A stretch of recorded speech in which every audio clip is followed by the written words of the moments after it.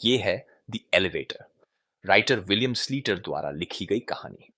शुरू करते हैं। एक पुरानी इमारत थी और उसका लिफ्ट भी उतना ही पुराना, छोटा सा, तंग सा, ऐसा कि उसमें मुश्किल से 3 लोग ही आ पाते। मार्टिन, जो 12 साल का दुबला पतला लड़का था, इस लिफ्ट से पहले दिन से ही घबराता था जब वह और उसके पिता इस इमारत में शिफ्ट हुए थे। वैसे भी वह हमेशा लिफ्ट से डरता था।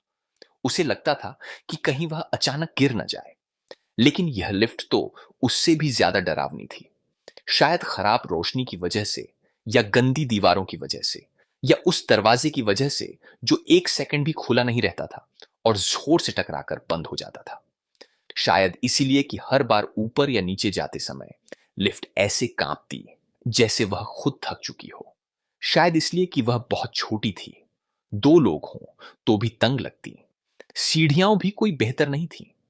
एक दिन स्कूल के बाद मार्टिन ने सीढ़ियां लेने की कोशिश की। पूरा रास्ता अंधेरा था, लाइट भी नहीं थी, और उसके कदमों की आवाज पीछे से ऐसे आती थी जैसे कोई और उसके साथ साथ चढ़ रहा हो और धीरे धीरे और करीब आ रहा हो। 17वीं मंजिल तक पहुंचते पहुंचते वह हांफने लगा। पापा ने पूछा, लिफ्ट क्यों नहीं ली? उनकी आंखें जैसे कह रही थी, तुम सिर्फ दुबले और कमजोर ही नहीं, डरपोक भी हो। उस दिन के बाद मार्टिन ने तय कर लिया कि अब चाहे कितना भी डर लगे, वह लिफ्ट ही लेगा।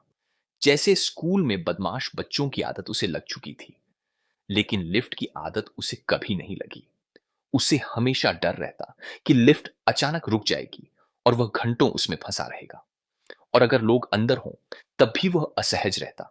उसे किसी के पास खड़ा होना पसंद नहीं था।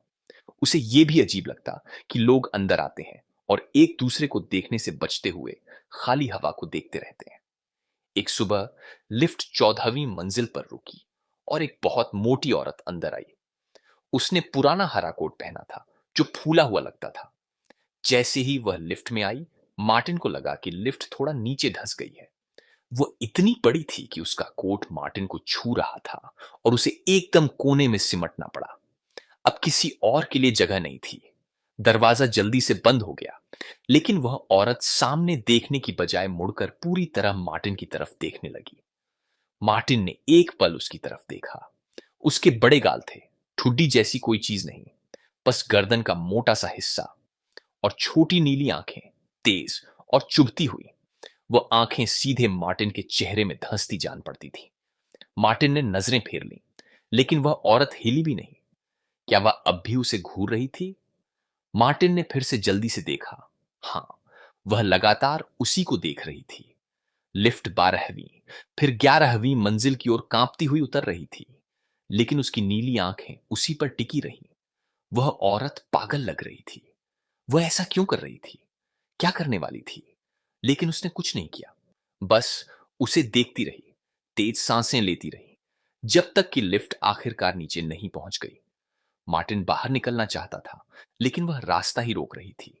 जैसे तैसे जब वह बाहर निकली, तब वह दौड़ता हुआ निकल गया, लगभग पूरा रास्ता स्कूल तक भागते हुए। पूरा दिन वही सवाल उसके दिमाग में रहा। वह औरत कौन थी? वह इस बिल्डिंग में रहती है? उसने पहले कभी उसे नहीं देखा था, जबकि बिल्डिंग इतनी छोटी थी। सुबह सुबह कोई मिलने भी नहीं आता। शाम को जब वह वापस आया, तो वह डर महसूस कर रहा था, लेकिन खुद को शर्म भी आ रही थी। मैं एक बूढ़ी औरत से क्यों डर रहा हूं? उसने लिफ्ट बुलाई, अंदर गया, पर लिफ्ट तीसरी मंजिल पर रुकी। दरवाजा खुला और सामने वही हरा कोट, वही गोल चेहरा, वही नीली आंखें, और वह आंखें पहले से ही उसे घूर रही थीं, जैसे उसे पहले से पता हो कि मार्टिन इसी वक्त यहां आएगा। यह असंभव था। यह जैसे कोई बुरा सपना हो। मार्टिन की आवाज हल्की सी कांपी। ऊपर जा रही है? वह औरत बस सिर हिलाती है। लिफ्ट का दरवाजा जोर से बंद होता है। वह औरत बटन दबाती है। 14 नहीं, सीधे 18, सबसे ऊपर वाली मंजिल। लिफ्ट ऊपर चढ़ती है, कांपते हुए, और वह औरत लगातार मार्टिन को देख रही थी। सुबह वह 14वीं मंजिल से आई थी, अब तीसरी से 18 जा रही है। क्यों? लिफ्ट इतने धीरे क्यों चल रही है? मार्टिन 7वीं मंजिल पर उतरकर सीढ़ियों से जाना चाहता था, लेकिन वह बटन दबा नहीं सकता था। उसे उस औरत को छूना पड़ता, और वह ऐसा नहीं करना चाहता था। जब लिफ्ट 17वीं मंजिल पर पहुंची, औरत ने मुश्किल से उसे निकलने की जगह दी। उसका खुरदुरा कोट मार्टिन के हाथ से रगड़ता हुआ गया। वह डर रहा था कि कहीं दरवाजा बंद न हो जाए और वह बाहर न निकल पाए। वह बाहर निकला और वह औरत दरवाजे के बंद होने तक उसे देखती रही। उस रात मार्टिन ने हिम्मत करके अपने पापा से पूछा, क्या आपने कभी लिफ्ट में कोई अजीब औरत देखी है? पापा बोले, नहीं तो, टीवी से नजर तक नहीं हटाई। मार्टिन ने फिर बताया, वह आज 2 बार मेरे साथ लिफ्ट में थी। वो बस मुझे घूरती रहती है, लगातार। पापा बोले, अब तुम किस बात से डर रहे हो? एक बूढ़ी औरत? मैं नहीं डर रहा। तुम डर रहे हो, पापा बोले। क्या तुम हमेशा ऐसे ही डरते रहोगे? मार्टिन रोना चाहता था, पर अपने कमरे में जाकर रोया।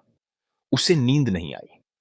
अगली सुबह जब लिफ्ट का दरवाजा खुला, वही मोटी औरत पहले से ही खड़ी थी, उसी नजर से उसे घूरते हुए। मार्टिन पीछे हट गया। वह औरत मुस्कुराई। दरवाजा बंद हो गया। मार्टिन डर कर सीढ़ियों की ओर दौड़ा। सीढ़ियां अंधेरी थीं और वह गिर पड़ा। उसकी टांग टूट गई। पापा उसे अस्पताल ले गए, गुस्से में, निराश। अब मार्टिन सीढ़ियां बिल्कुल नहीं ले सकता था। क्या इसीलिए वह औरत मुस्कुराई थी? क्या उसे पहले से पता था? अस्पताल से लौटते समय पापा उसके साथ लिफ्ट में थे। मार्टिन को थोड़ा सुरक्षित लगा। कम से कम उस औरत के लिए जगह नहीं थी। लेकिन जैसे ही उसका भरोसा बना, पापा बोले, अरे मिसेस उलमैन, मैं उनसे मिलने का वादा किया था, और 9वीं मंजिल पर उतर गए। मार्टिन ने कहा, मैं भी चलूं? पर पापा जाने ही वाले थे। दरवाजा बंद हो गया। पापा की आखिरी बात, डरना बंद करो मार्टिन। लिफ्ट ऊपर बढ़ी, 10वीं मंजिल पर रुकी। दरवाजा खुला। वही औरत अंदर आई। मार्टिन बैसाखियों पर था। वह बच नहीं सकता था। दरवाजा बंद हुआ। औरत धीरे से बोली, हेलो मार्टिन। उसने मुस्कुराते हुए स्टॉप बटन दबा दिया। लिफ्ट रुक गई। खामोशी छा गई। और कहानी भी यहीं रुक जाती है। कुछ कहानियां खत्म होकर भी मन में रह जाती हैं। अगर आप भी ऐसा ही महसूस करते हैं तो सब्सक्राइब कर लें। हम फिर मिलते हैं अगले चैप्टर में।